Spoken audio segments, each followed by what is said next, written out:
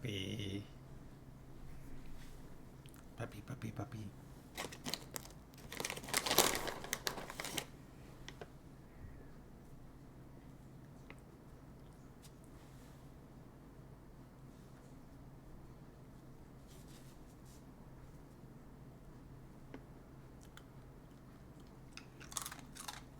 Crunch, crunch, crunch.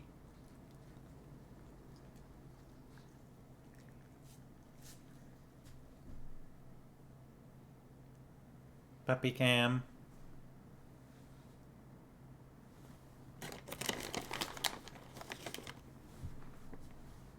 Puppy cam.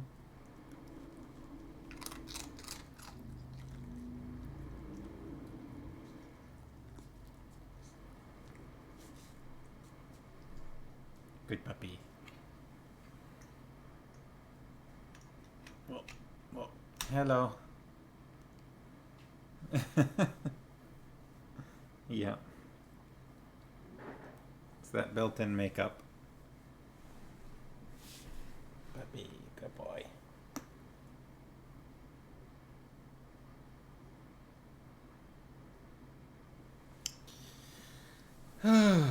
It's Friday.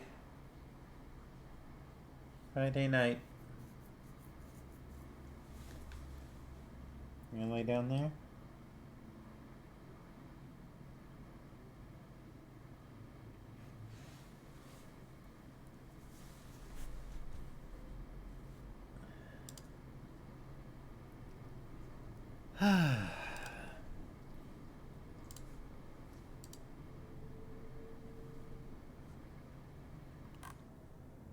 I am full of energy. Genki. Genki des. Or something.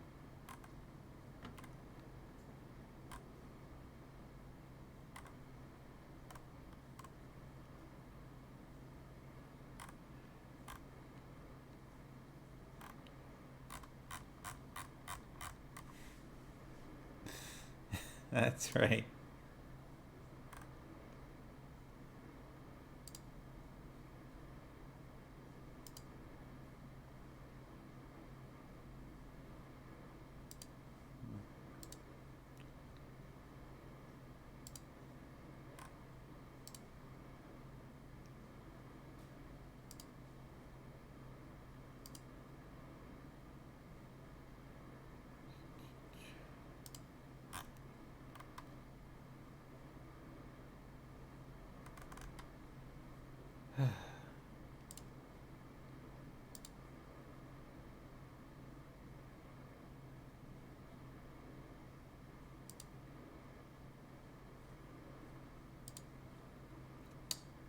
Yep. Yep. Hi, Sharkies.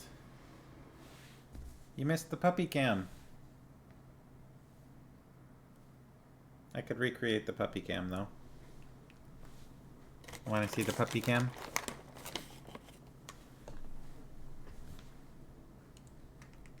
Oh. Here's the puppy cam. Oh. And a little reach out like, please give.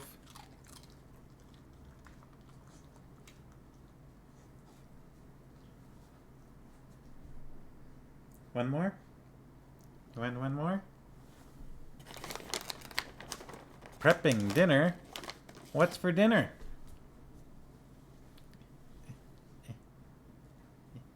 Oh, over here.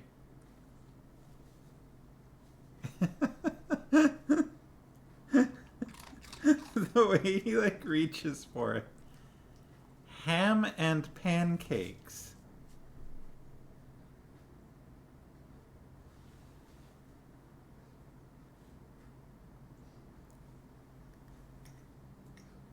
I'm putting you back up here. Ham and pancakes. That's... I don't know why. That sounds very odd to me. What did I do? Everything... There we go.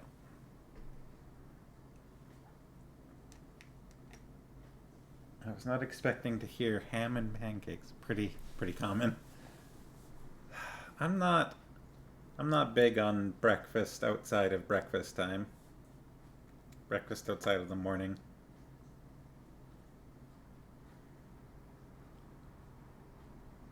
Bacon pancakes. Oh, I'm a bit sleepy. Usually bacon, but I am today. In New York. Bacon pancakes. Making bacon pancakes. Cook some bacon and you put it in a pancake. Bacon pancakes. That's what it's gonna be. Bacon pancakes.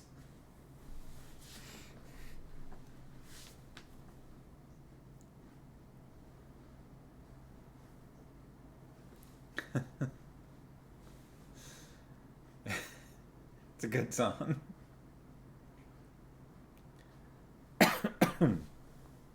I'm a bit sleepy today.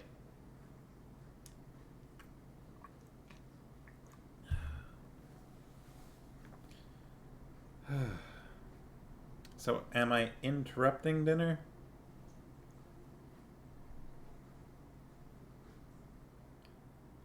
We had kind of a cross between an we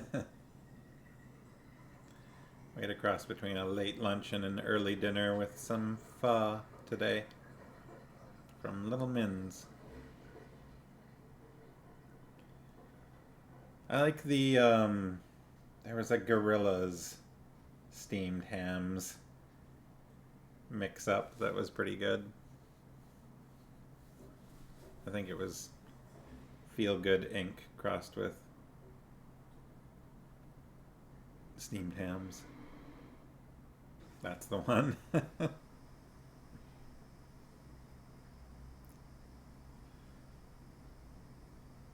Steamed hams.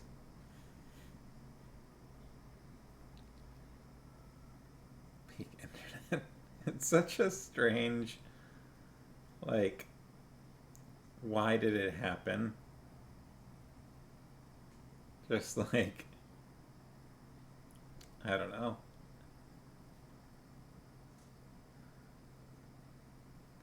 Just this one little Simpsons skit that for some reason.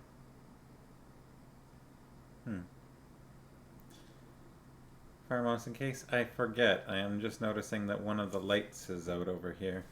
Which is weird, because they're all new lights.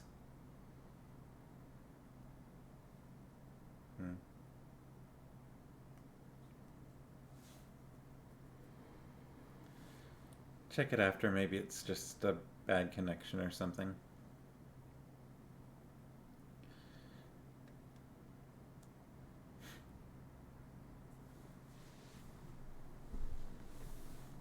So, as I am a little sleepy, I think I'm just going to get into things a little earlier today. Not going to take too long.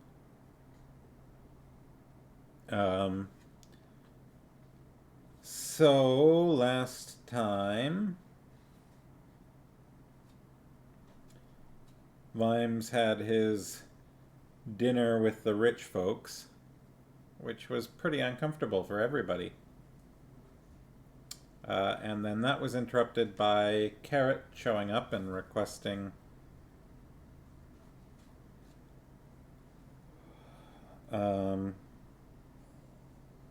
requesting his presence.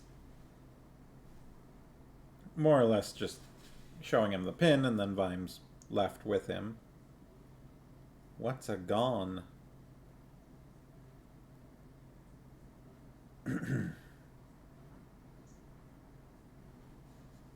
So they went and visited Hammerhawk's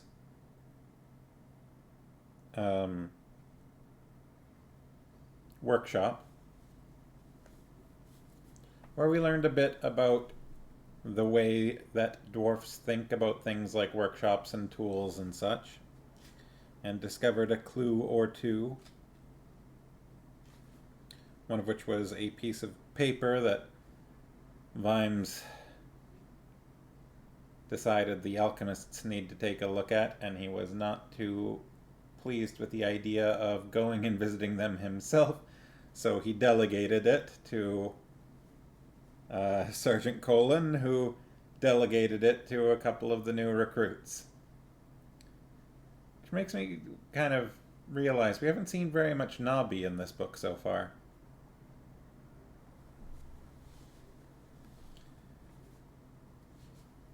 So Cuddy and Detritus took it over to see the alchemists, who in the end said that it was the work of one Leonard de Quirm,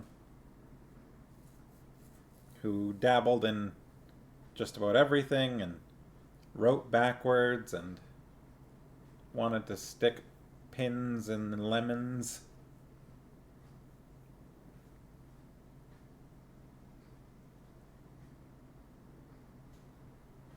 And that's about where we left off. So I'm going to get right into it.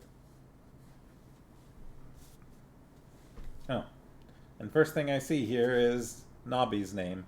It's not the first word, but it's the first thing I notice. So.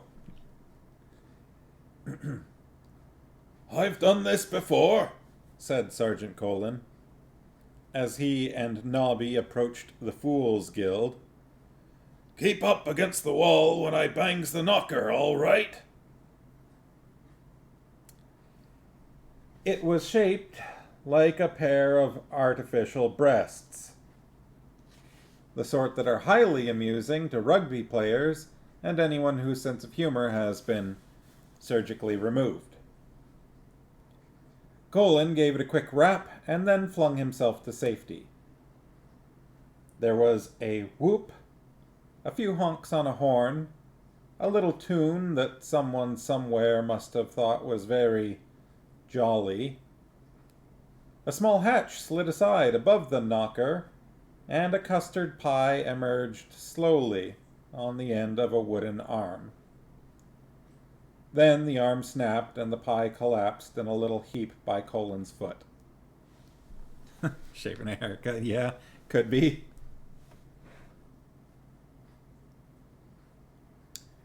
Yeah. "It's sad, isn't it?" said Nobby.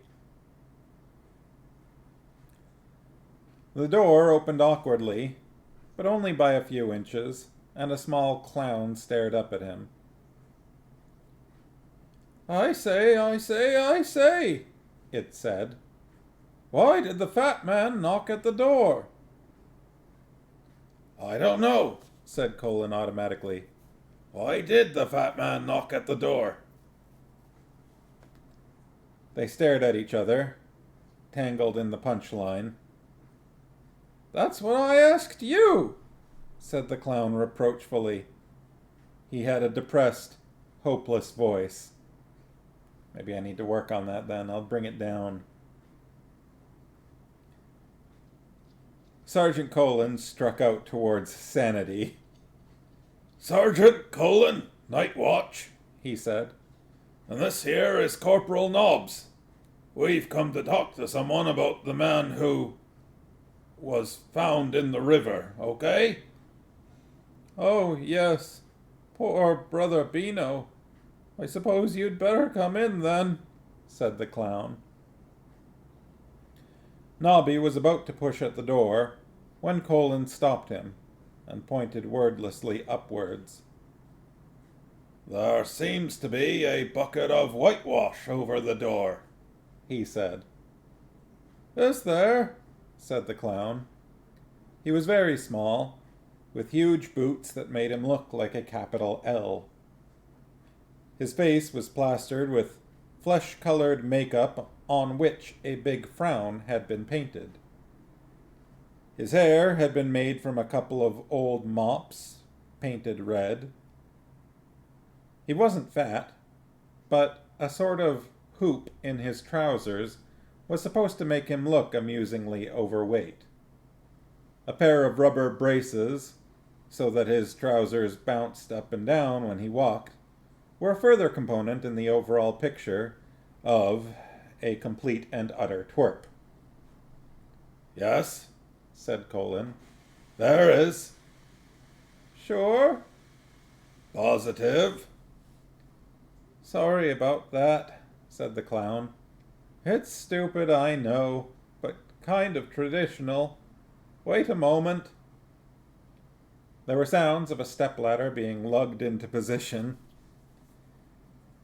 and various clankings and swear words. All right, come in. The clown led the way through the gatehouse. There was no sound but the flop, flop of his boots on the cobbles. Then an idea seemed to occur to him. It's a long shot, I know, but I suppose neither of you gentlemen would like a sniff of my buttonhole. No. No. No, I suppose not. The clown sighed. It's not easy, you know. Clowning, I mean. I'm on gate duty 'cause I'm on probation. You are? I keep forgetting. Is it crying on the outside and laughing on the inside? I always get it mixed up. About this Beano, Colin began. We're just holding his funeral, said the little clown. That's why my trousers are at half-mast.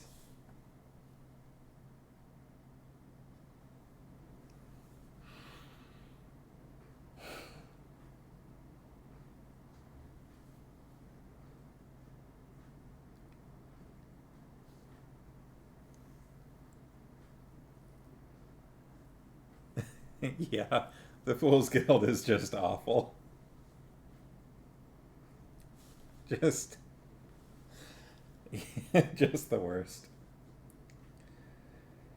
They stepped out into the sunlight again. The inner courtyard was lined with clowns and fools. Bells tinkled in the breeze, sunlight glinted off red noses, and the occasional nervous jet of water from a fake buttonhole.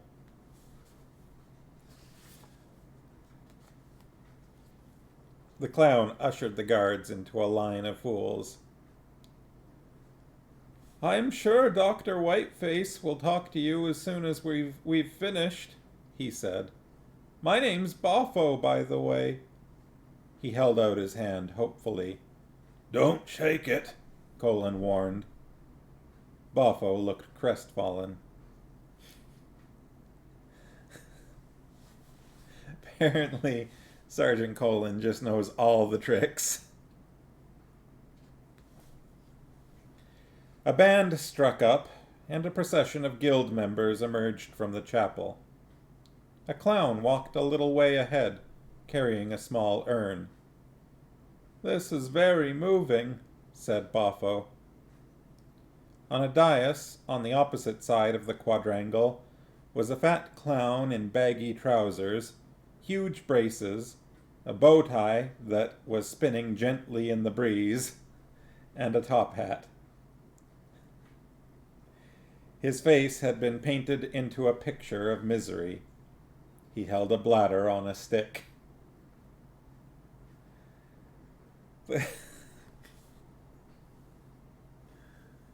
This is such a mess.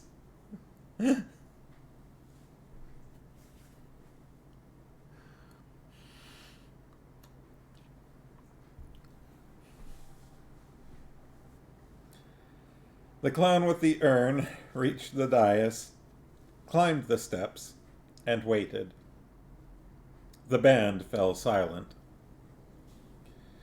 The clown in the top hat hit the urn carrier about the head with the bladder. Once, twice, 3 times. The urn bearer stepped forward, waggled his wig, took the urn in one hand and the clown's belt in the other, and, with great solemnity, poured the ashes of the late brother Beano into the other clown's trousers.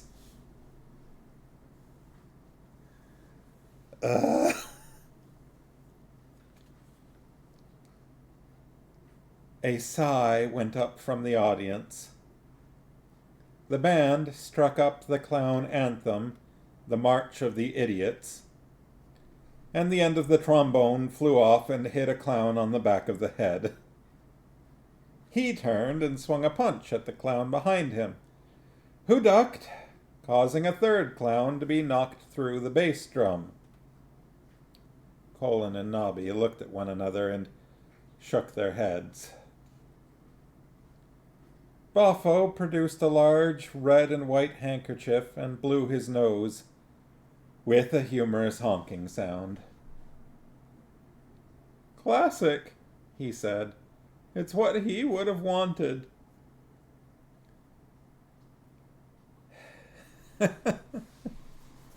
Yeah. It's not quite magic, but...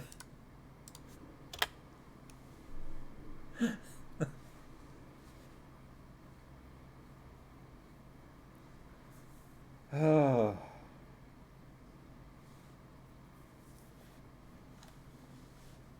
"Have you any idea what happened?" said Colin. "Oh, yes. Brother Grinaldi did the old heel and toe trick and tipped the urn down." "I mean, why did Beano die?" We think it was an accident," said Boffo. "An accident," said Colin flatly. "Yes, that's what Dr. Whiteface thinks." Boffo glanced upwards, briefly. They followed his gaze. The rooftops of the Assassin's Guild adjoined the Fool's Guild.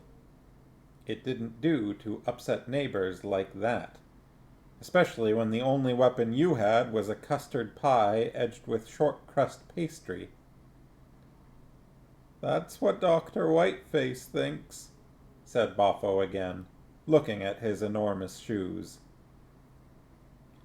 Sergeant Colin liked a quiet life, and the city could spare a clown or two. In his opinion, the loss of the whole boiling could only make the world a slightly happier place. And yet, honestly, he didn't know what had got into the watch lately. It was carrot, that was what it was. Even old Vimes had picked it up. We don't let things lie anymore. "Maybe he was cleaning a club, sort of thing, and it accidentally went off," said Nobby. He'd caught it too. Cleaning a club and it accidentally went off. "No one'd want to kill young Beano," said the clown, in a quiet voice. "He was a friendly soul. Friends everywhere."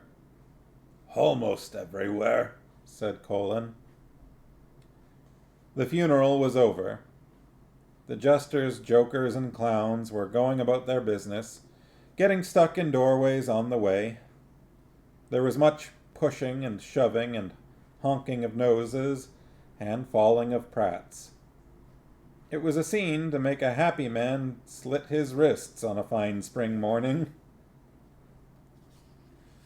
Wow. All I know is... Yeah, right, that line was rough. "All I know is," said Boffo in a low voice, "that when I saw him yesterday, he was looking very odd. I called out to him when he was going through the gates, and—" "How do you mean, odd?" said Colin.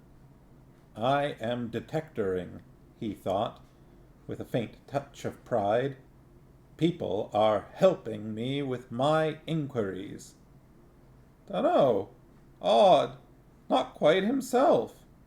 This was yesterday? Oh, yes, in the morning. I know because the gate rhoda. Yesterday morning? That's what I said, mister. Mind you, we were all a bit nervous after the bang. Brother Boffo! Oh, no, mumbled the clown. A figure was striding towards them. A terrible figure.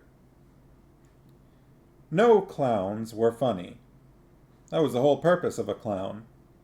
People laughed at clowns, but only out of nervousness. The point of clowns was that, after watching them, anything else that happened seemed enjoyable. It was nice to know that there was someone worse off than you. Someone had to be the butt of the world. But even clowns are frightened of something. And that is the white-faced clown. The one who never gets in the way of the custard. The one in the shiny white clothes and the deadpan white makeup. The one with the little pointy hat and the thin mouth and the delicate black eyebrows. Dr. Whiteface. "Who are these gentlemen?" he demanded. Buffo began. "Night watch, sir," said Colin, saluting. "And why are you here?" "Investigating our inquiries as to the fatal demise of the clown Beano, sir," said Colin. Investigating our inquiries as to the fatal demise. That's a lot. "I rather think that is guild business, Sergeant. Don't you?" "Well, sir, he was found in the—" "I am sure it is something we don't need to bother the watch with," said Dr. Whiteface. Colin hesitated. He'd prefer to face Dr. Crucius than this apparition. At least the assassins were supposed to be unpleasant. Clowns were only one step away from mime artists, too. "No, sir," he said. "It was obviously an accident, right?" "Quite so. Brother Boffo will show you to the door," said the head clown. "And then," he added, "he will report to my office. Does he understand?" "Yes, Dr. Whiteface," mumbled Boffo. "What'll he do to you?" said Nobby, as they headed for the gate. "Hat full of whitewash, probably," said Boffo. "Pie in a face if I'm lucky." He opened the wicket gate. "A lot of us ain't happy about this," he whispered. "I don't see why those buggers should get away with it. We ought to go—" making sure it's the right person. "We ought to go round to the assassins and have it out with them." "Why the assassins?" said Colin. "Why would they kill a clown?" Boffo looked guilty. "I never said a thing." Colin glared at him. There's definitely something odd happening, Mr. Boffo."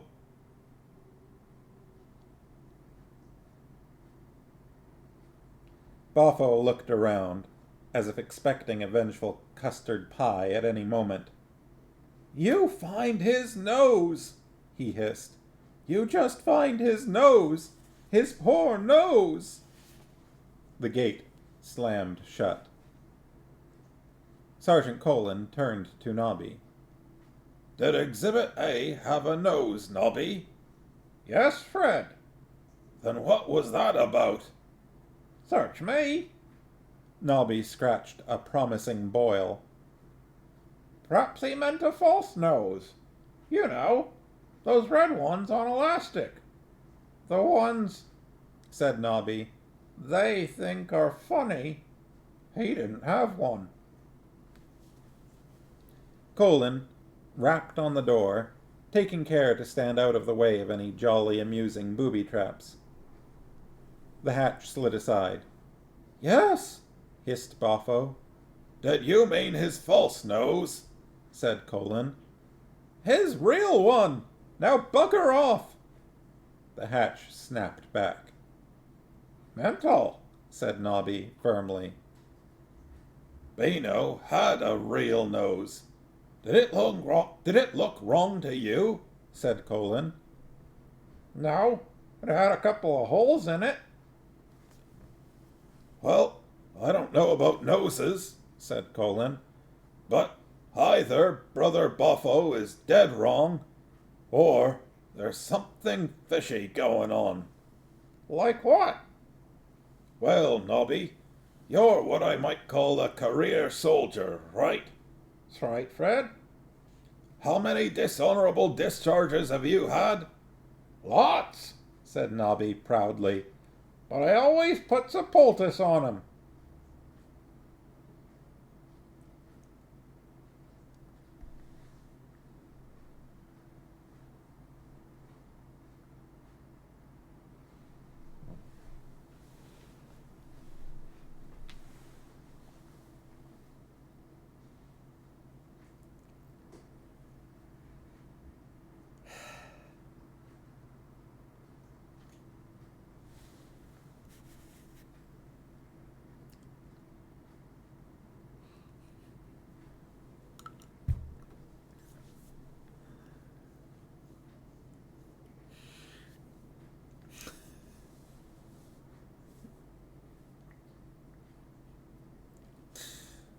Just,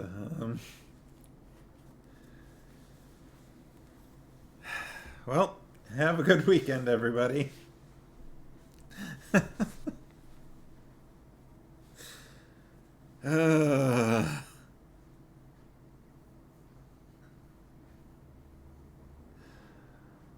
One of those jokes that where I don't know what's happening until I've finished reading it out loud.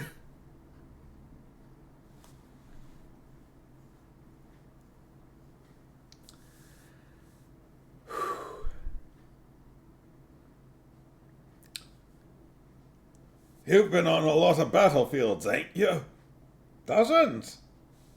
Sergeant Colin nodded. So, you've seen a lot of corpses, right? When you've been ministering to the fallen. Corporal Nobbs nodded. They both knew that ministering meant harvesting any personal jewelry and stealing their boots. In many a faraway battlefield, the last thing many a mortally wounded foeman ever saw was Corporal Nobbs heading towards him with a sack, a knife, and a calculating expression. Ugh. Shame to let good stuff go to waste, said Nobby. So, you've noticed how dead bodies get deader, said Sergeant Colin. Deader than dead? You know, more corpsey, said Sergeant Colin, forensic expert. Going stiff and purple and such like. Right. And then sort of manky and runny. Yes, all right. Makes it easier to get the rings off, mind you. The point is, Nobby, that you can tell how old a corpse is. That clown, for E.g. You saw him, same as me. How long would you say? About 5'9", I'd say. His boots didn't fit, I know that. Too floppy. I meant how long he'd been dead. Couple of days. You could tell because there's this. So, how come Boffo saw him yesterday morning? They strolled onwards. Bit of a poser, that is, said Nobby. You're right. I expect the captain'll be very interested. Maybe he was a zombie? Zombie clown. Shouldn't think so. Never could stand zombies, Nobby mused. Really? It was always so hard to nick their boots. Sergeant Colin nodded at a passing beggar. You still doing the folk dancing on your nights off, Nobby? Yes, Fred. We're practicing gathering sweet lilacs this week. There's a very complicated double crossover step. You're definitely a man of many parts, Nobby. Only if I couldn't cut the rings off, Fred. What I mean is, you presents an intriguing dichotomy. Nobby took a kick at a small scruffy dog. Nobby. You been reading books again, Fred? Got to improve my mind, Nobby. It's these new recruits. Carrot's got his nose in a book half the time. Angua knows words I has to look up. Even the short arse is brighter than me. They keep on extracting the urine. I'm definitely a bit underendowed in the head department. You're brighter than detritus, said Nobby. That's what I tell myself. I say, Fred, whatever happens, you're brighter than detritus. But then I say, Fred, so's yeast. Alright, let's see. Mrs. once played a rogue in D&D. Looked into the mouth of a long-dead dwarf skull. There was some sort of necessary treasure. I see.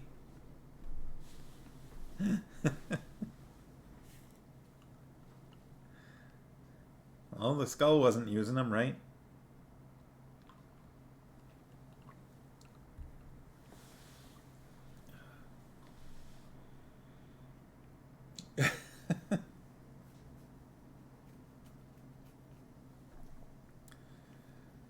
Whew.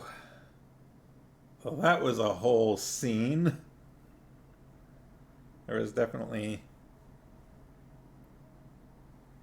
some things that happened there.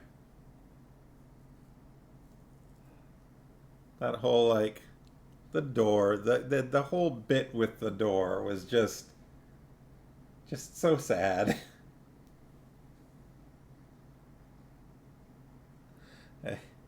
I love the bit of the custard pie slowly coming out on a wooden arm, which then breaks and falls to the ground.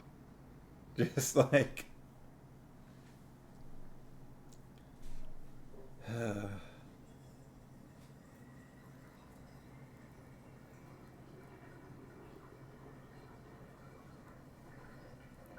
Alright.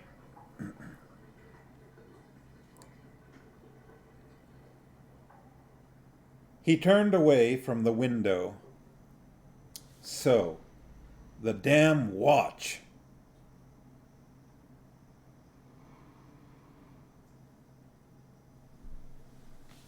Oh. No, it brings a new level of bleak. Yeah, it kind of just seems like the whole guild is just kind of a nightmare.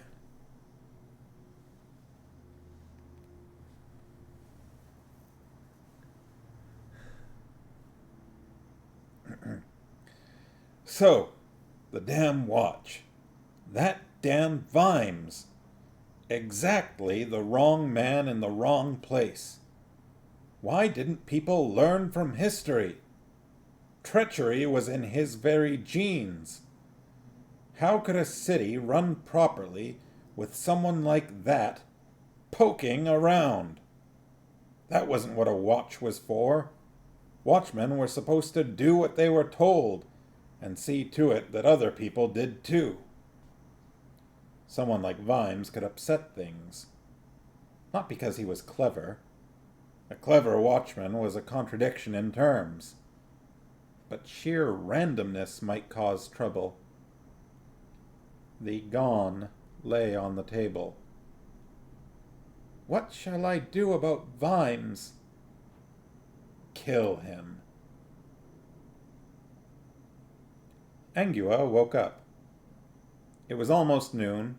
She was in her own bed at Mrs. Cake's, and someone was knocking at the door. She said.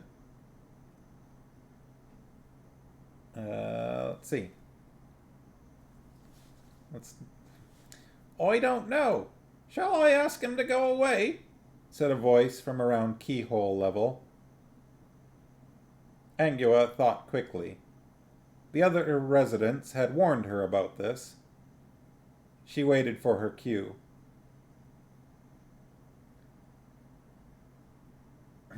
Oh, thanks, love. I was forgetting, said the voice. You had to pick your time with Mrs. Cake. It was difficult, living in a house run by someone whose mind was only nominally attached to the present. Mrs. Cake was a psychic.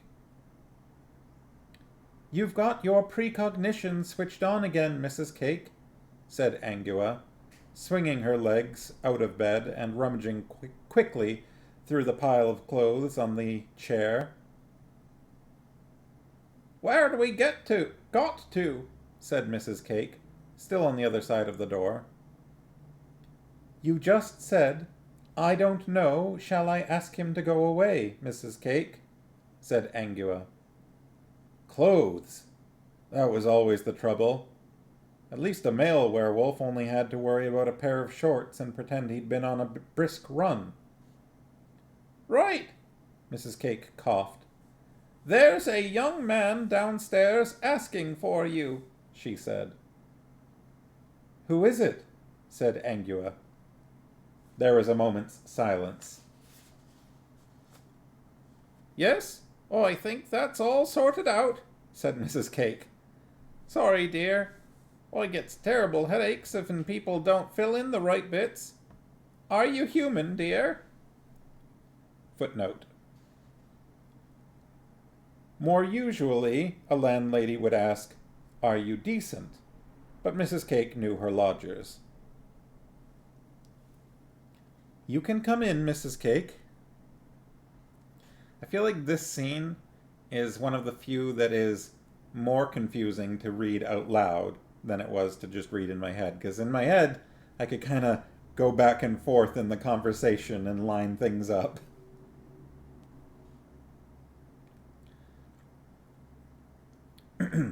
It wasn't much of a room. It was mainly brown. Brown oilcloth flooring, brown walls, a picture over the brown bed of a brown stag being attacked by brown dogs on a brown moorland, against a sky which, contrary to established meteorological knowledge, was brown. There was a brown wardrobe. Possibly, if you fought your way through the mysterious old coats, footnote, brown, and a footnote, hanging in it, you'd break through into a magical fairyland full of talking animals and goblins. But it'd probably not be worth it. Random Narnia reference.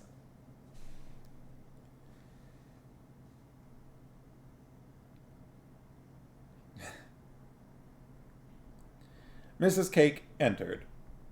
She was a small, fat woman, but made up for her lack of height by wearing a huge black hat.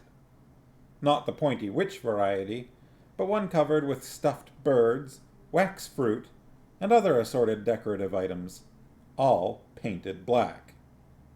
Angua quite liked her. The rooms were clean, footnote, and brown.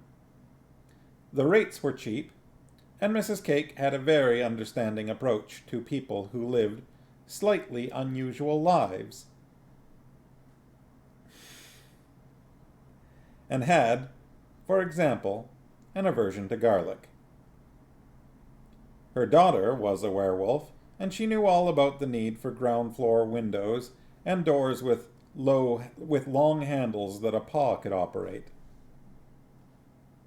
"He's got chainmail on," said Mrs. Cake. She was holding a bucket of gravel in either hand. "He's got soap in his ears, too." "Oh, right." "I can tell him to bugger off if you like," said Mrs. Cake. "That's what I allus does if the wrong sort comes round. Especially if they've got a stake. I can't be having with that sort of thing. People messing up the hallways, waving torches and stuff." "I think I know who it is," said Angua. "I'll see to it." She tucked in her shirt. "Pull the door to if you go out," said Mrs. Cake called after her as she went out into the hall. "I'm just off to change the dirt in Mr. Winkin's coffin, on account of his back giving him trouble." It looks like gravel to me, Mrs. Cake. Orthopedic, see? Carrot was standing respectfully on the doorstep, with his helmet under his arm and a very embarrassed expression on his face. Well, said Angua, not unkindly. Good morning. I thought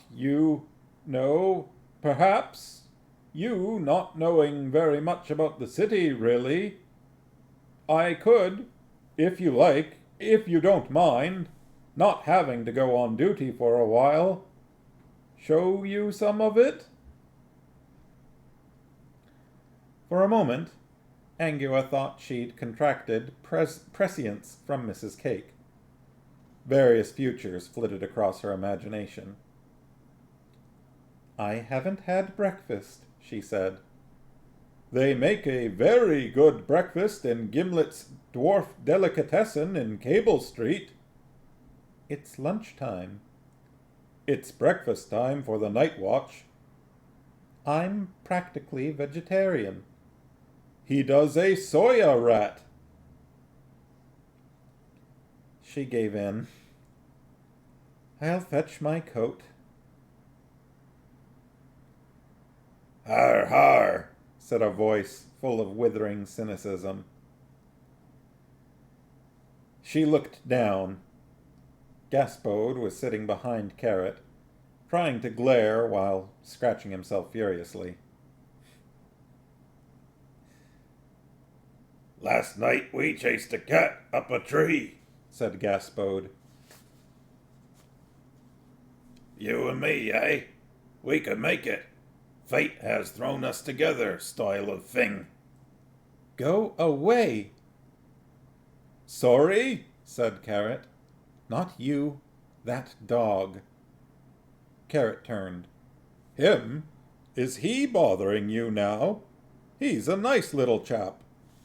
Woof, woof, biscuit. Carrot automatically patted his pocket. See, said Gaspode. This boy is Mr. Simple, am I right? Do they let dogs in dwarf shops? Said Angua. No, said Carrot. On a hook, said Gaspode. Really? Sounds good to me, said Angua. Let's go. Vegetarian, mumbled Gaspode, limping after them. Oh my. Shut up. Sorry, said Carrot. I was just thinking aloud. Vimes's pillow was cold and hard. He felt it gingerly. It was cold and hard because it was not a pillow, but a table. His cheek appeared to be stuck to it, and he was not interested in speculating what with. He hadn't even managed to take his armor off. But he did manage to unstick one eye. He'd been writing in his notebook, trying to make sense of it all. And then he'd gone to sleep. What time was it? No time to look back. He traced out. Stolen from Assassin's Guild. Gone. And an arrow pointing. I feel like this might just be easier if I do this. Stolen from Assassin's Guild. Gone. Hammerhawk killed. Smell of fireworks. Lump of lead. Alchemical symbols. Second body in river. A clown. Where was his red nose? Gone. There wasn't as much complicated there as I thought there might be. He stared at the scrawled notes. I'm on the path, he thought. I don't have to know where it leads. I just have to follow. There's always a crime if you look hard enough, and the assassins are in this somewhere. Follow every lead. Check every detail. Chip away. I'm hungry. He staggered to his feet and looked at his face in the cracked mirror over the basin. Events of the previous day filtered through the clogged gauze of memory. Central to all of them was the face of Lord Vetinari. Vimes grew angry just thinking about that. The cool way he'd told Vimes that he mustn't take an interest in the theft from... Vimes stared at his reflection. Something stung his ear and smashed the glass. Vimes stared at the hole in the plaster, surrounded by the remains of a mirror frame.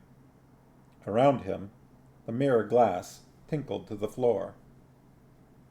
Vimes stood stock still for a long moment. Then his legs, reaching the conclusion that his brain was somewhere else, threw the rest of him to the floor. There was another tinkle, and a half bottle of Bear Huggers exploded on the desk. Vimes couldn't even remember buying it. He scrambled forward on hands and knees and pulled himself upright alongside the window. Images flashed through his mind. The dead dwarf. The hole in the wall. A thought seemed to start in the small of his back and spread upwards to his brain. These were lath and plaster walls, and old ones at that. You could push a finger through them with a bit of effort. As for a lump of metal... He hit the floor at the same time as a pop coincided with a hole punching through the wall on one side of the window. Plaster dust puffed into the air. His crossbow was leaning against the wall. He wasn't an expert, but hells, who was? You pointed it and you fired it. He pulled it towards him, rolled on his back, stuck his foot in the stirrup, and hauled on the string until it clicked into place. Then he rolled back onto one knee and slotted a quarrel into the groove. A catapult. That's what it was. It had to be. Troll-sized, perhaps. Someone up on the roof of the opera house or somewhere high. Draw their fire, draw their fire. He picked up his helmet and balanced it on the end of another quarrel. The thing to do was crouch below the window and... He thought for a moment. Then he shuffled across the floor to the corner, where there was a pole with a hook on the end. Once upon a time it had been used to open the upper windows, now long rusted shut. He balanced his helmet on the end, wedged himself into the corner, and with a certain amount of effort moved the pole so that the helmet just showed over the window pock. Splinters flew up from a point on the floor where it would undoubtedly have severely inconvenienced anyone lying on the boards cautiously raising a decoy helmet on a stick. Vimes smiled. Someone was trying to kill him, and that made him feel more alive than he had done for days. And they were also slightly less intelligent than he was. This is a quality you should always pray for in your would-be murderer. He dropped the pole, picked up the crossbow, spun past the window, fired at an indistinct shape on the opera house roof opposite, as if the bow could possibly carry across that range, leapt across the room and wrenched at the door. Something smashed into the doorframe as the door swung to behind him. Then it was down the back stairs, out of the door, over the privy roof into Knuckle Passage, up the back steps of Zorgo the Retrophrenologist, footnote, into Zorgo's operating room, and over to the window. Zorgo and his current patient looked at him curiously. All right, so, footnote. Zorgo the Retrophrenologist. It works like this. Phrenology, as everyone knows, is a way of reading someone's character, aptitude, and abilities by examining the bumps and hollows on their head. Therefore, according to the kind of logical thinking that characterizes the Ankh-Morpork mind, It should be possible to mold someone's character by giving them carefully graded bumps in all the right places. You can go into a shop and order an artistic temperament with a tendency to introspection and a side order of hysteria. What you actually get is hit on the head with a selection of different size mallets. But it creates employment and keeps the money in circulation, and that's the main thing. End of footnote. Pugnant's roof was empty. Vimes turned back and met a pair of puzzled gazes. Makes as much sense as phrenology. It's only logic, right? "Morning, Captain Vimes," said the retrophrenologist, a hammer still upraised in one massive hand. Vimes smiled maniacally. "Just thought," he began, and then went on. "I saw an interesting rare butterfly on the roof over there." I definitely did the wrong voice for Zorgo. Zorgo is a troll. Troll and patient stared politely past him.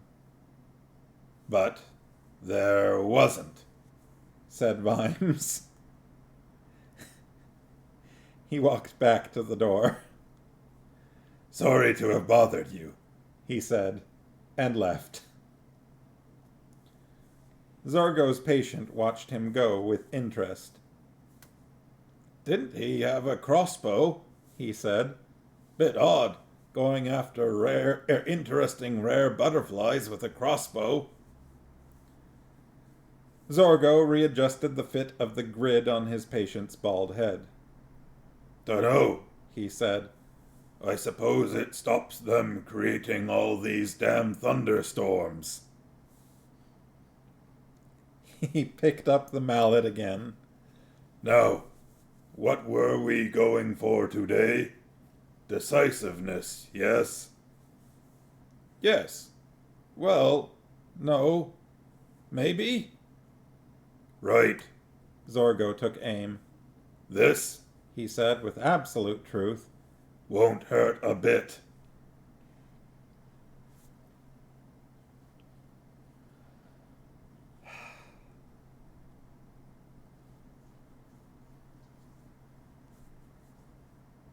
Going after rare and interesting butterflies with a crossbow stops them creating all these damn thunderstorms.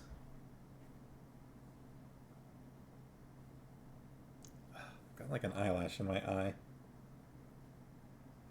Hate it when that happens.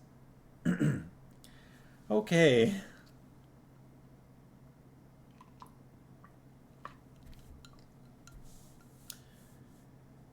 It was more than just a delicatessen. It was a sort of dwarf community center and meeting place.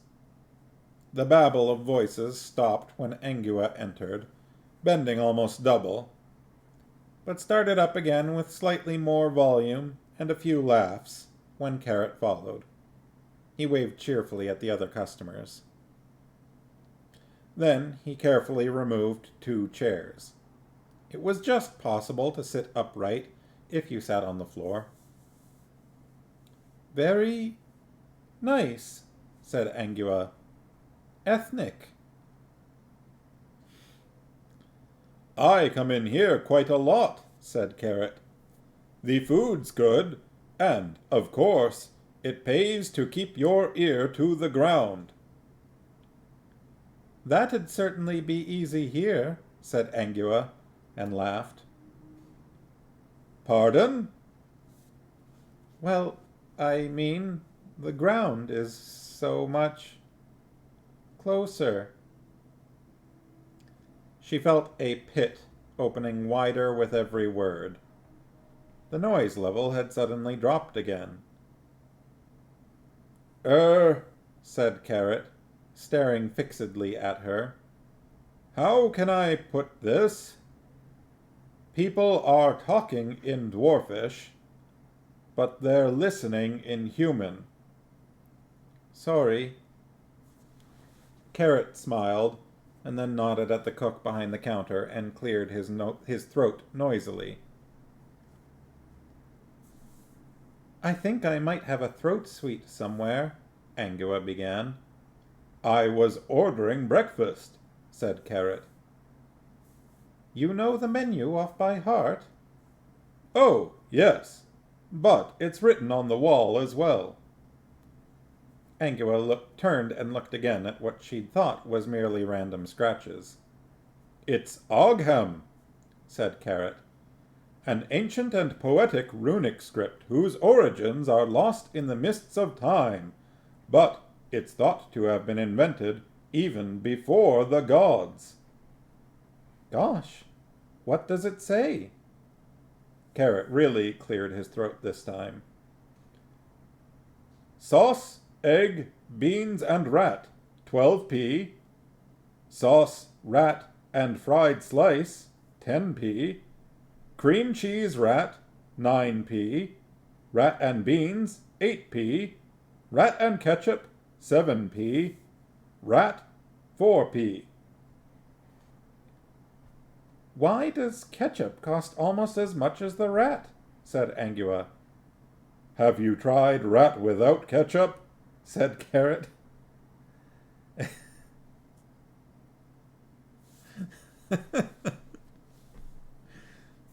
This tracks. Anyway, I ordered you dwarf bread. Have you ever eaten dwarf bread? No? Everyone should try it once, said Carrot. He appeared to consider this. Most people do, he added. Footnote. Rat and cream cheese is only one of the famous Discworld dishes available in cosmopolitan Ankh-Morpork. According to the Guild of Merchants publication, Welcome to Ankh-Morpork, City of 1000 Surprises, also to be bought in its well-stuffed emporia are slumpy, jammy devils, thicken haddock, distressed pudding, clooty dumplings, footnote the second, and, not to be forgotten, the knuckle sandwich, made from finest pig knuckles. Not for something, it is it said, for a true taste of Ankh-Morpork, try a knuckle sandwich. Clooty dumplings, footnote. Not to be confused with the Scottish clooty dumpling, which is a kind of suet pudding full of fruit. The Ankh-Morpork version sits on the tongue like finest meringue, and on the stomach like a concrete bowling ball. End of footnote and end of footnote. I was thinking of the spam menu as well.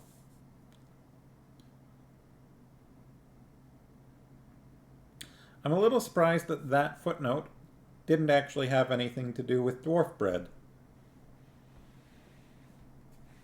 It was about just about every other food.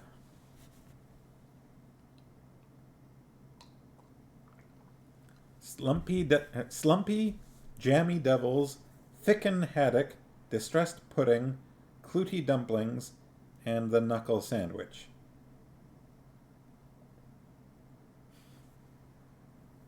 All right.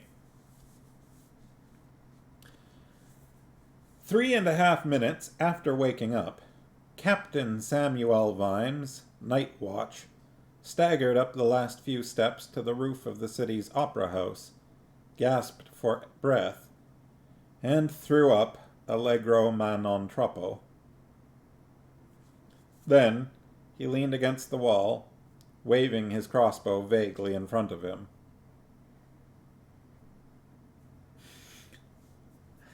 I don't think I would be wanting to try a pig knuckle sandwich personally.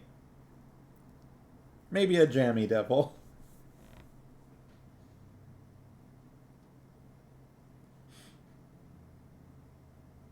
Possibly the distressed pudding, but it would depend on what kind of pudding that is and why it's distressed. There wasn't anyone else on the roof. There were just the leads. The leads?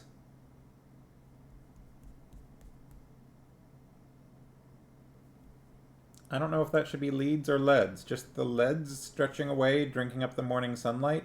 I'm guessing it means like roof tiles, so I'm going to say the leads. But that's just kind of a guess.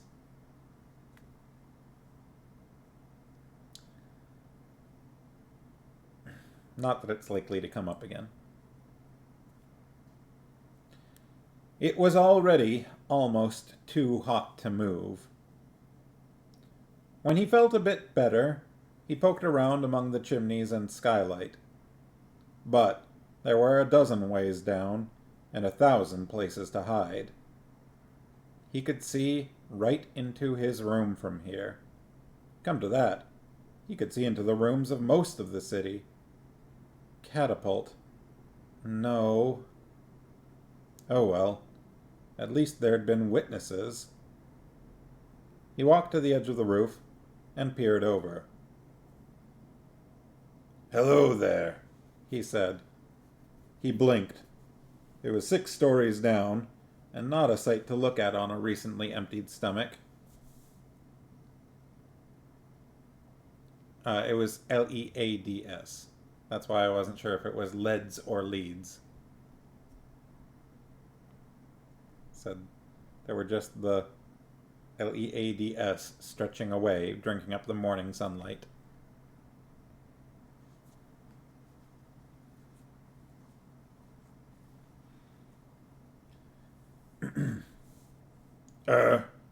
Could you come up here, please?" He said. "Oit oo ar." Vimes stood back. There was a scrape of stone, and a gargoyle pulled itself laboriously over the parapet, moving like a cheap stop-motion animation. I like that. He didn't know much about gargoyles.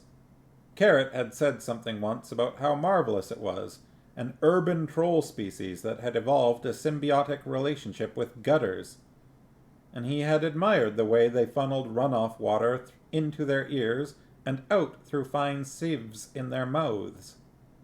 They were probably the strangest species on the disk. Footnote. You didn't get many birds nesting on buildings colonized by gargoyles, and bats tended to fly around them. Footnote. About they were probably the strangest species on the disk.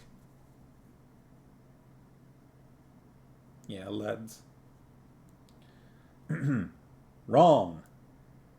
Vimes didn't travel much except on foot, and knew little of the Lancre suicide thrush, for example, or the shadowing lemma, which exists in only 2 dimensions and eats mathematicians, or the quantum weather butterfly.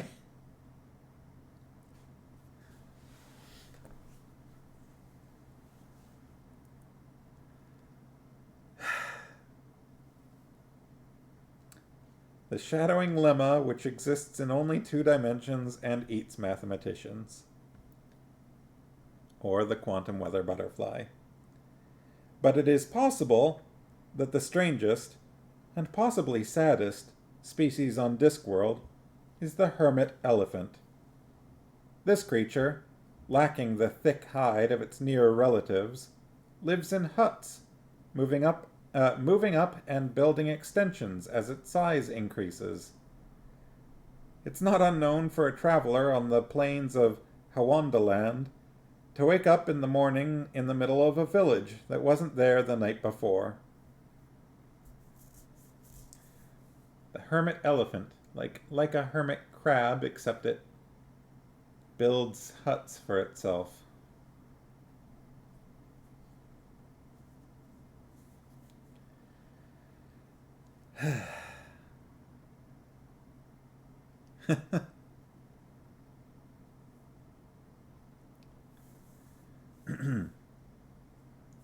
"What's your name, friend?" "Ornis Ogre-Rooking Ordway." Vimes' lips moved as he mentally inserted all those sounds unobtainable to a creature whose mouth was stuck permanently open. Cornice overlooking Broadway. The gargoyle's personal identity was intimately bound up with its normal location, like a limpet. Well now, Cornus, he said, do you know who I am? Oh, said the gargoyle sullenly. Vimes nodded. It sits up here in all weather, straining gnats. It sits up here in all weather, straining gnats through its ears, he thought. People like that don't have a crowded address book. Even whelks get out more. I'm Captain Vimes of the Watch. The gargoyle pricked up its huge ears. Ar, u erk or ister eret? Vimes worked this one out, too, and blinked. You know Corporal Carrot? Oh, es.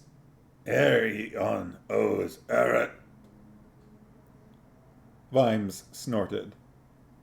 I grew up here, he thought, and when I walk down the street, everyone says, "Who's that glum bugger?" Carrot's been here a few months, and everyone knows him. And he knows everyone. Everyone likes him. I'd be annoyed about that, if only he wasn't so likable.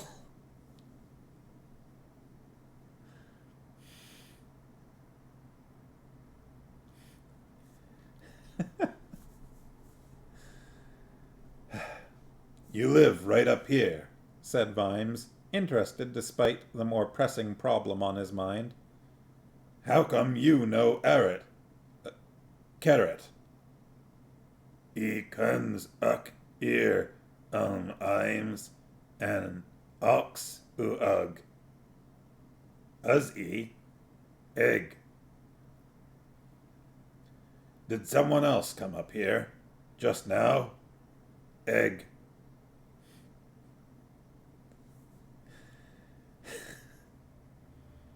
Did you see who it was?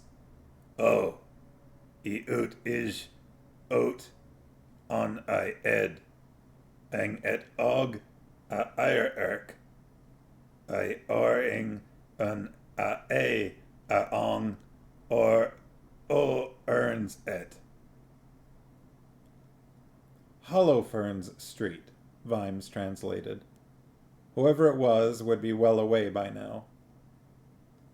So I'm going to go through and reread that sentence as best I can. Did you see who it was?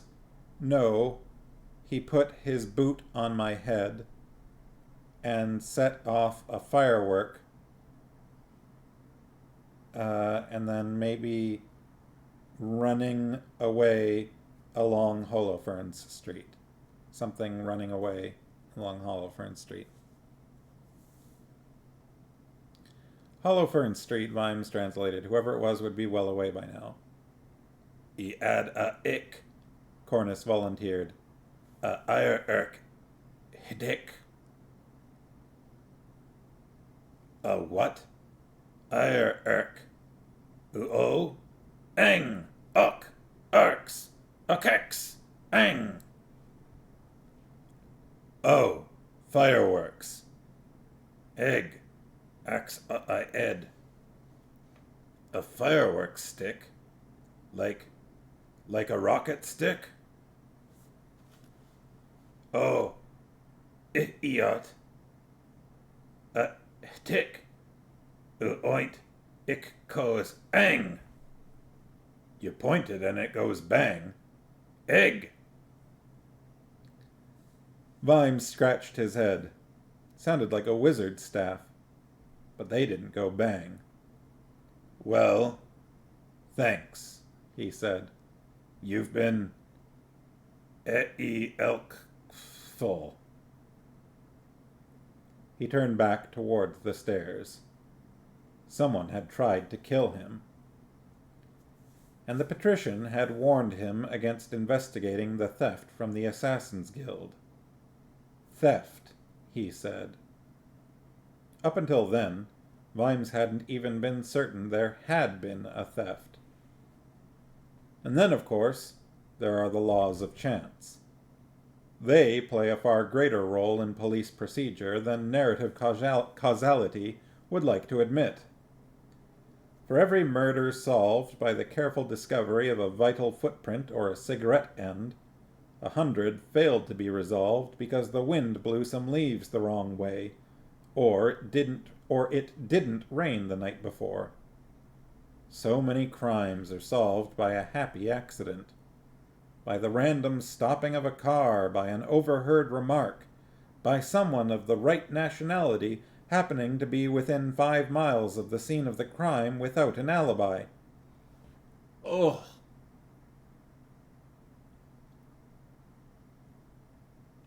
Wow. Even Vimes knew about the power of chance.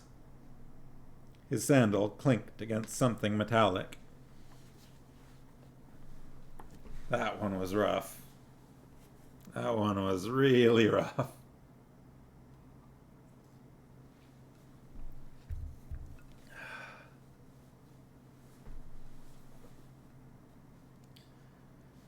Oh boy.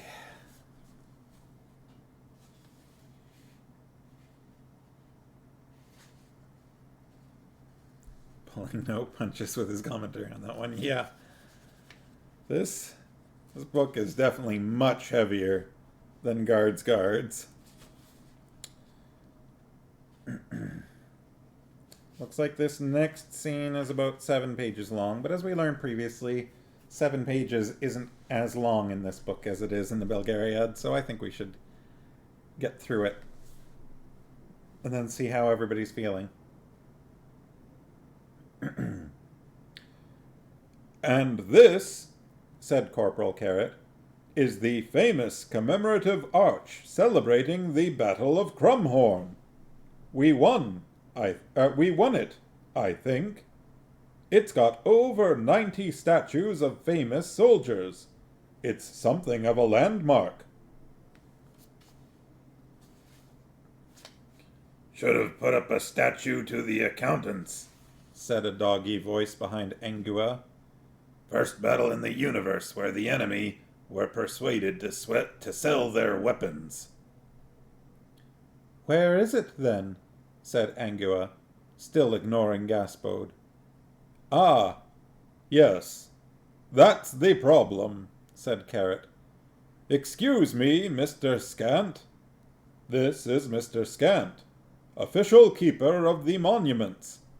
According to ancient tradition, his pay is $1 a year and a new vest every Hogswatch Day."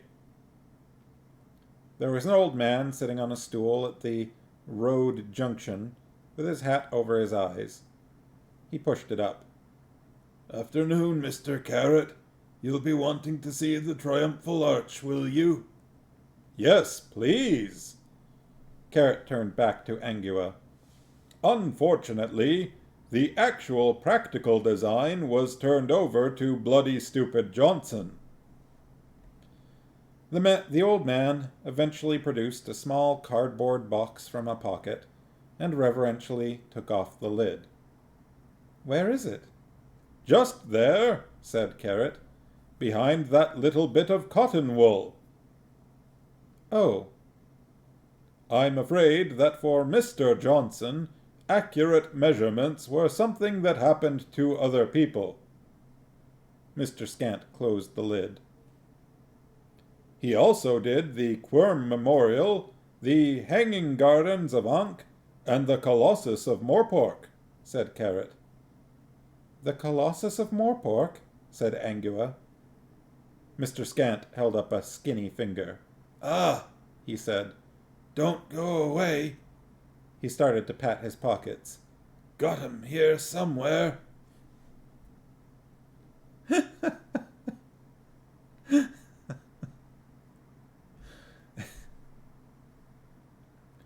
"Didn't the man ever design anything useful?" "Well, he did design an ornamental cruet set for Mad Lord Snapcase." Cruet? C-R-U-E-T.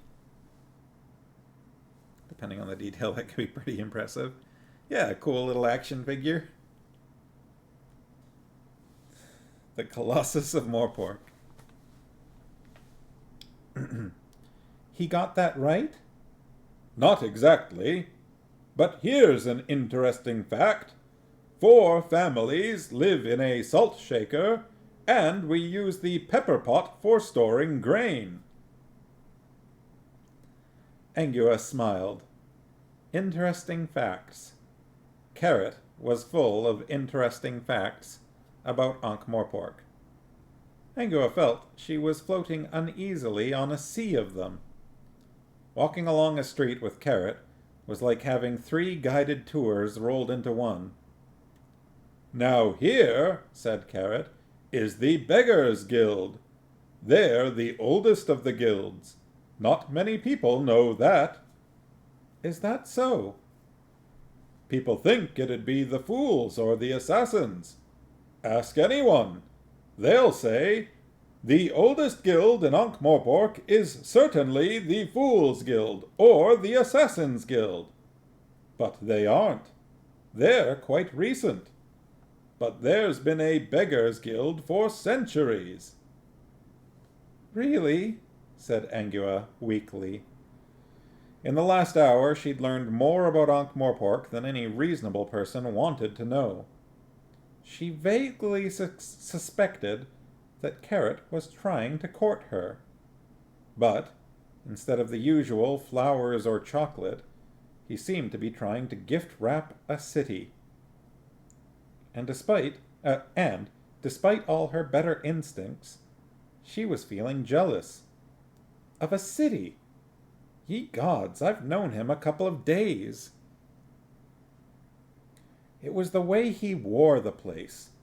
You expected him any moment to break into the kind of song that has suspicious rhymes and phrases like "my kind of town" and "I wanna be a part of it" in it. The kind of song where people dance in the street and give the singer apples and join in, and a dozen lowly matchgirls suddenly show amazing choreographical ability, and everyone acts like cheery, lovable citizens instead of the murderous, evil-minded, self-centered individuals they suspect themselves to be.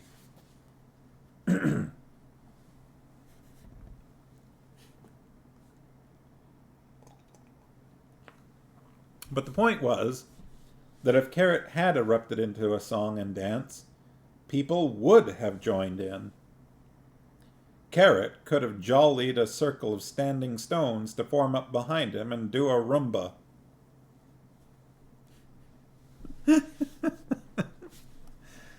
I think my favorite part of that is the dozen lowly match girls suddenly showing amazing choreographical ability.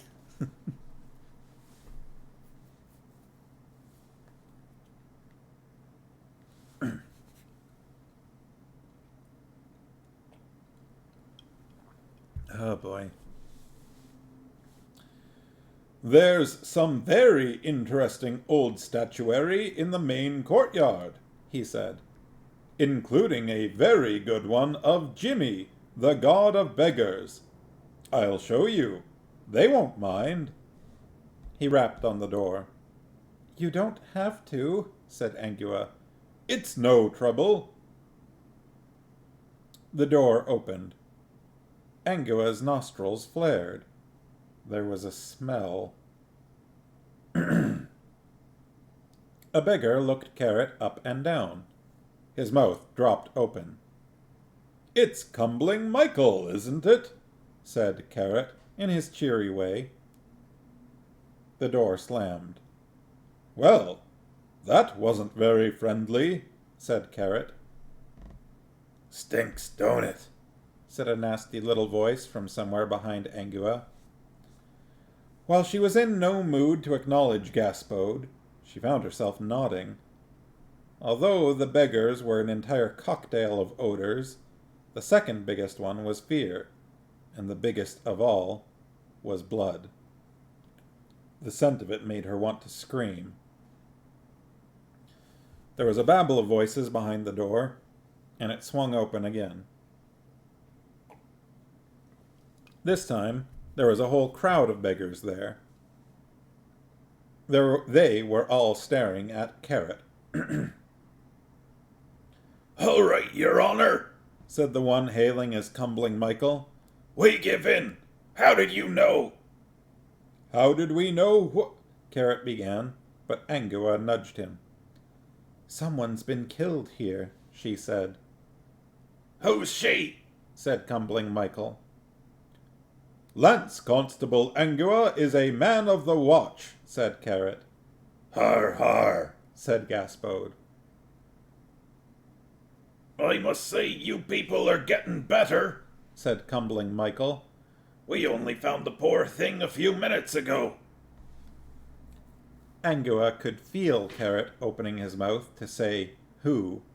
She nudged him again. You'd better take us to him, she said. He turned out to be... For one thing, he turned out to be a she, in a rag-strewn room on the top floor. Angua knelt beside the body. It was very clearly a body now. It certainly wasn't a person. A person normally had more head on their shoulders. Why? She said. Who'd do such a thing? Carrot turned to the beggars clustered around the doorway. Who was she? Lettuce Nibs, said Cumbling Michael. She was just the lady's maid to Queen Molly. Angua glanced up at Carrot. Queen? They sometimes call the head beggar king or queen, said Carrot. He was breathing heavily. Angua pulled the maid's velvet cloak over the corpse. Just the maid, she muttered. There was a full-length mirror in the middle of the floor, or at least the frame of one. The glass was scattered like sequins around it. So was the glass from a window pane. Carrot kicked aside some shards. There was a groove in the floor, and something metallic embedded in it. Cumbling Michael, I need a nail and a length of string, said Carrot, very slowly and carefully. His eyes never left the speck of metal. It was almost as if he expected it to do something. I don't think, the beggar began. Carrot reached out without turning his head, and picked him up by his grubby collar without apparent effort. A length of string, he repeated, and a nail. Yes, Corporal Carrot. And the rest of you go away, said Angua. They goggled at her. Do it, she shouted, clenching her fists. And stop staring at her! The beggars vanished. It'll take a while to get the string, said Carrot, brushing aside some glass. They'll have to beg it off someone, you see. He drew his knife and started digging at the floorboards with care. Eventually he excavated a metal slug, flattened slightly by its passage through the window, the mirror, the floorboards, and certain parts of the late lettuce nibs that had never been designed to see daylight. He turned it over and over in his hand. Angua? Yes? How did you know there was someone dead in here? I just had a feeling. The beggars returned, so unnerved that half a dozen of them were trying to carry one piece of string. Carrot hammered the nail into the frame under the smashed pane to hold one end of the string. He stuck his knife in the groove and affixed the other end of the string to it.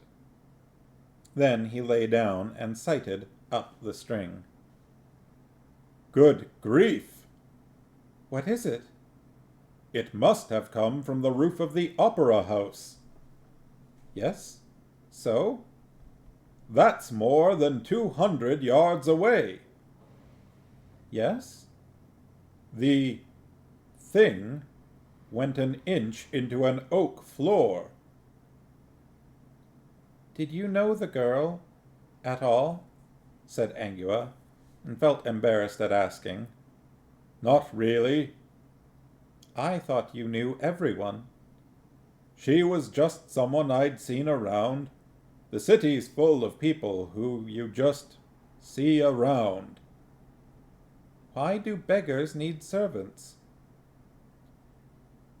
You don't think my hair gets like this by itself, dear, do you? There was an apparition in the doorway. Its face was a mass of sores. There were warts, and they had warts, and they had hair on. It was possibly female, but it was hard to tell under the layers and layers of rags. The aforementioned hair looked as though it had been permed by a hurricane, with treacle on its fingers. Then it straightened up. Oh, Corporal Carrot. Didn't know it was you. The voice was normal now. No trace of whine or wheedle. The figure turned and brought her stick down hard on something in the corridor. Naughty boy, Dribbling Sidney.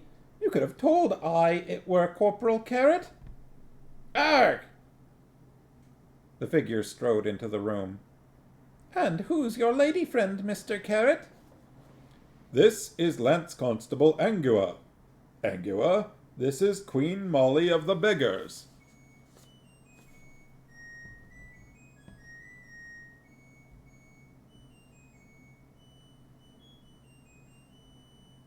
Magic dishwasher.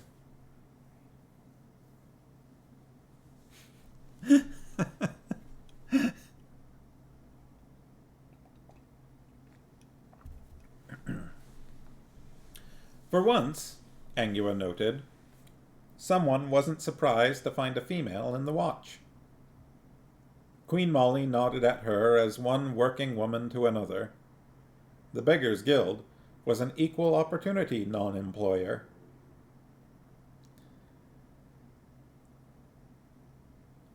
Good day to you. You couldn't spare $10,000 for a small mansion, could you? No, just asking. Queen Molly prodded at the gown. What was it, Corporal? I think it's a new kind of weapon. We heard the glass smash, and there she was, said Molly. Why would anyone want to kill her? Carrot looked at the velvet cloak. Whose room is this? He said. Mine. It's my dressing room. Then whoever did it wasn't after her. He was after you, Molly. Some in rags, and some in tags, and one in a velvet gown. It's in your charter, isn't it? Official dress of the chief beggar. She probably couldn't resist seeing what it looked like on her. Right gown, right room. Wrong person. Molly put her hand to her mouth, risking instant poisoning. Assassination? Carrot shook his head. That doesn't sound right. They like to do it up close. It's a caring profession, he added bitterly. What should I do? Burying the poor thing would be a good start. Carrot turned the metal slug over in his fingers. Then he sniffed it. Fireworks, he said. Yes, yes, said Angua. And what are you going to do? Said Queen Molly. You're watchmen, aren't you? What's happening? What are you going to do about it? And scene break. So it's just after 8:30. How are people feeling?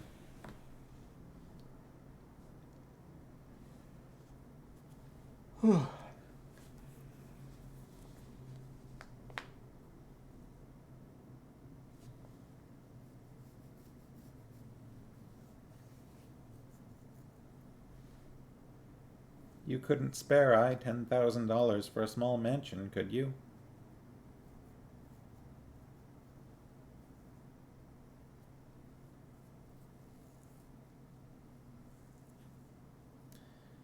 Equal opportunity non-employer.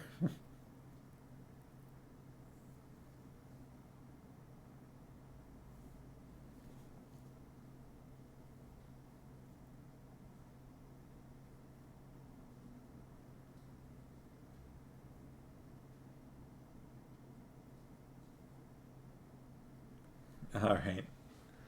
I am okay with that myself. I am also pretty tired today, and I think I've got probably a thing or two to get done before tomorrow.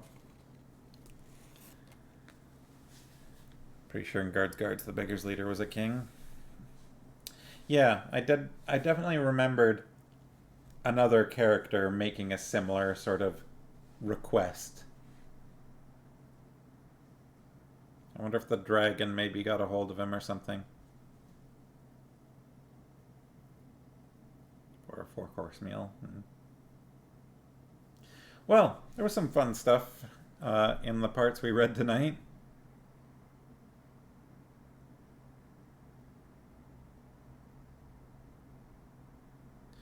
Yeah, I think they explained that it had to do with rank, like they had to try and beg the amount equivalent to their rank or something like that, which made it difficult.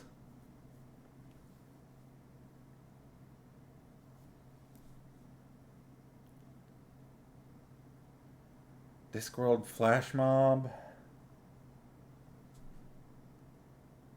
Two-dimensional creature that eats mathematicians.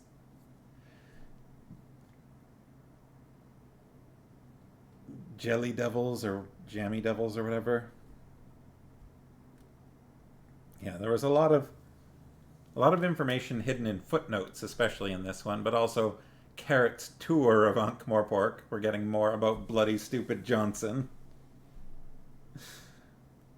The Morpork Colossus. Got it on me here somewhere. Oh, God, and yeah, the Fool's Guild, right? The band playing and going up with a urn and getting smacked with a bladder once, twice, 3 times, and then just formally dumping the ashes down the other clown's trousers. Then the horn, the end flies off, and they do the whole punch through the drum.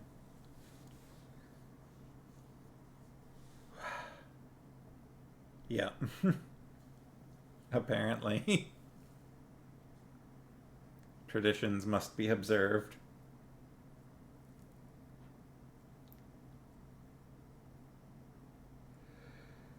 All right. Well, hopefully everyone had fun. And yeah, I hope everyone has a good weekend. Thanksgiving. It's almost Thanksgiving. So I'll be going to visit with some friends and some family for Saturday and Sunday respectively. Yes. You too. Also, you should also have a good Thanksgiving. Making turkey? I don't think I've ever actually done a turkey myself. When we lived in Langley, I went to a karate dojo there for a while. And attended one of their, I think it was actually more of like a Christmas dinner, but the sensei there would deep fry a turkey. So I have had deep fried turkey. If you've seen the like William Shatner auto-tune song thing. Yeah, I'm not even going to take a swing at that one. I don't want to get banned off of Twitch. I do recall the deep fried turkey being quite tasty. A moister, tastier turkey.